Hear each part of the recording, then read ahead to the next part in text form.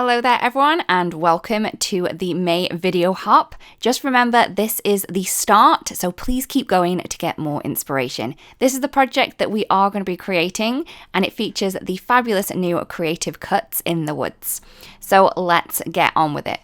As you can see, I have the fabulous new set here and this is so fun. We have this fabulous tree stump, we have some leaves in here, we have flowers, and we also have some little rocks which are very, very cute.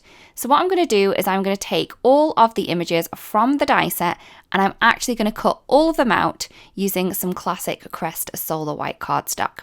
Once that was done, I placed all of the images that I had onto my large sticky mat and I'm then going to colour them. So for the base of the kind of wood stump that we have here, or the tree stump, sorry, I am going to be using the sand dune inks and I'm just kind of colouring the areas where you're going to be able to see. Sometimes you can see around the edges, that's why I do around the edges, but then I've just done the kind of top portion where the rings are because that's going to show through the second layer. Now, so the first layer was the kind of lightest shade. The second layer jumps to the darkest shade. So just keep a note of the kind of colours that are used on the layering guide. As you can see, I have the layering guide to the side of me, so I can see what kind of colours I need to use for my relevant layers. So for this second layer, I am going to go in with the espresso.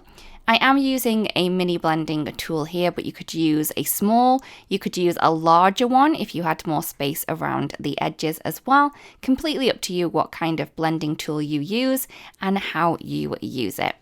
So for the third layer that we have, I am going to go in with the mocha.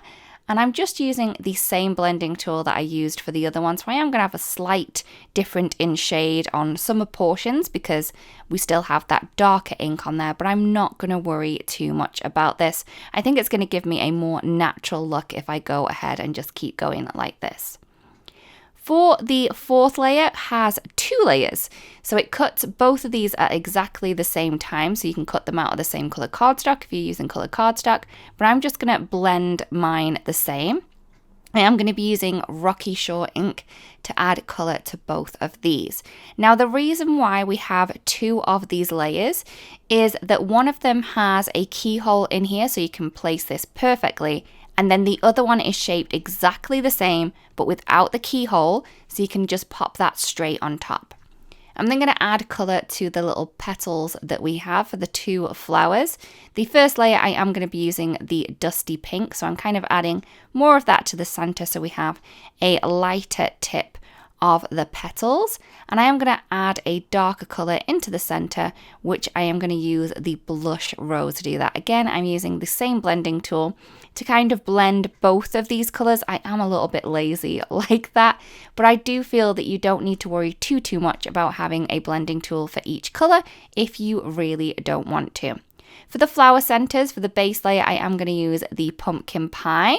And then for the kind of shading or shadowing that we have, I am going to be using the yellow ochre.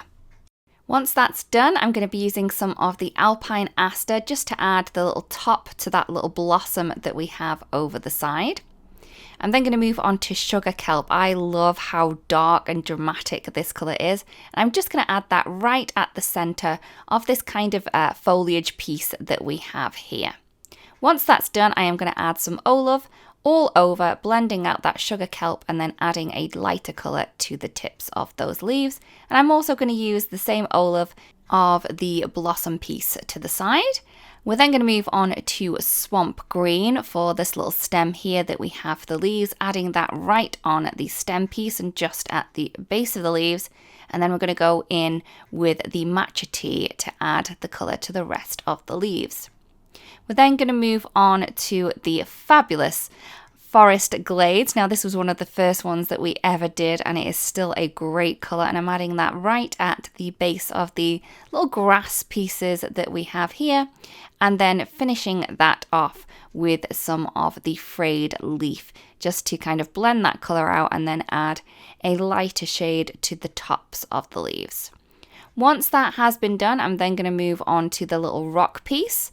For the last layer, the fourth layer, we're going to be using the lava rock, We're then going to move on to the moon rock for the third layer. For the fourth layer, we're going to be using the evening grey.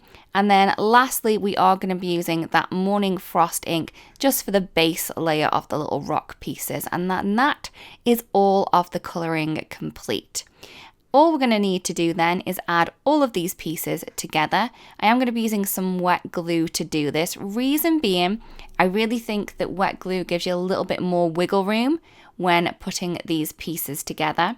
Now for the little tree stump that we have here, I am just lining up that little keyhole that you can see right at the bottom right there, just to make sure that everything is perfectly placed. And it's just so easy to get the perfect placement when you are using the keyhole system. I just love it so much. So as you can see, all of that has been done perfectly, and I just love how that little tree stump looks. It's so cute and so different from anything else that we've actually brought out. I'm then going to keep going and just create all of the little layered elements. So I'm moving on to the flowers next. I've added the petals together. I'm then adding in the flower centers and then just the little piece of the detail to add a little bit of drama to the center of those flowers. I'm going to do exactly the same for this little flower too, making sure that everything's all lined up perfectly to give me that fabulous look that you can get with the keyhole system. So once the flowers are done, I'm then going to do the blossom, and then the only thing that we have left to kind of layer up is the little rock pieces that we have. So I'm just going to layer these up, lining up all of the pieces right at the bottom edge of the rock piece. And once that has been done, that is all of the layering complete. And then we can pop these over to the side to create our background. For the background, I have a panel here, which is 3 3/4 by 5 inches. And I'm just going to add that to the top of my Better Press using some of the Altenew glue tape. I then have the stone wall press plate. I think this is going to look really cool with the kind of natural elements that we have already for the card. And the cardstock that I have is the Morning Frost, so I'm going to be using the Morning Frost ink as well. So I'm just going to add that to my press plate. Now with press plates like this, I find it's best for myself to kind of swipe the ink color on rather than tap it. I don't know what works best for you, but I found that this works really good for me. I'm then just going to run that through my die cutting machine. And as you can see, we have that fabulous background inked and slightly embossed onto our cardstock there. I'm just going to move that over to the side. And then all I'm going to need to do is add this panel to my card base. My card base is a top folding card base, and it is 4 1/4 by 5 1/2. And I'm going to be adding this panel into place onto that using some of the Instant Dimension foam tape, making sure that I have a perfect border around the outside when I add that on. I am going to add a little bit of the Instant Dimension foam tape to the back of our little tree stump and then pop that into place. Once I've done that, I can then play around with all of these little cool elements that we have and try and make a fabulous little scene on my card. What I am trying to do with these green pieces that we have here is to create kind of a triangle on this, and I just think that this works really well, and my eye really does like a triangle composition. So I've added in the 3 green colors, and then I created another triangle with the 2 different flowers that we have and the blossom and also that little rock that I've put down the bottom. Once I was happy with the placement of many of my elements, I then decided to pop these together with some wet glue. So I'm just using the glue here just to add a tiny touch to the back of my elements and then just add them onto the card. For this piece here, I wanted this to be a little bit more dimensional, so I'm adding a little bit of foam tape to 2 of the leaves, and then I've added some glue to the other one, which I know is going to be on top of the tree stump. So this is going to be kind of flat on there, but then we've also got the dimension from the foam tape on the other side. For these pieces here, I'm just going to use some glue and I'm attaching them straight on to the tree stump that we have there. Just adding them on. making sure that I'm happy with the placement of those and the little rock, because that's going to hide the bottom portions of these pieces, so then don't look as though they're just floating around. So once I've added the other piece of foliage on there, I then decided I want to kind of trim up the bottom pieces on that, so the rock would have an easier time of camouflaging the bottom pieces there. So I'm just adding some foam tape behind the rocks, and also those flowers, I do want them poking out a little bit. So I'm adding the rock on first, hiding up the bottoms of those foliage pieces, and then adding in the flowers. And once that was done, the only thing that I need now is a sentiment. And I have a couple of these sentiments that have already been stamped and die cut. These are from the Build a Garden Tranquil Trail, and they are very cute. I love the font on this. So I'm just playing around with some of the sentiments that I already have here, and I have gone with the Have a Beautiful Day. What I'm going to do is I'm going to add some foam tape onto the piece that is going to be going onto the panel.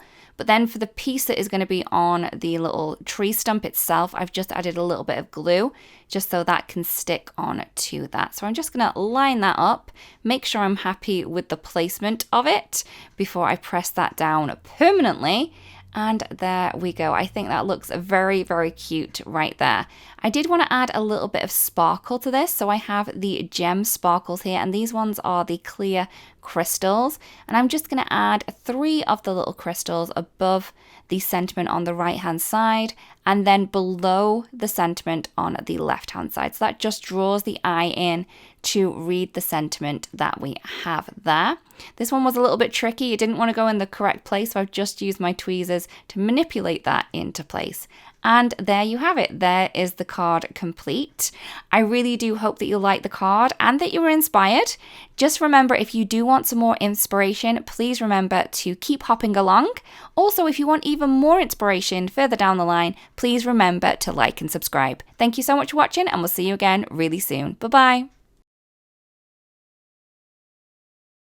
Hello there, crafty friend, Lydia here.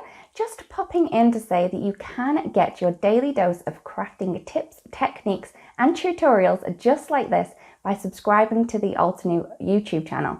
All you need to do is click on that little bell up there and you will never miss a video. Thanks for watching. Bye-bye.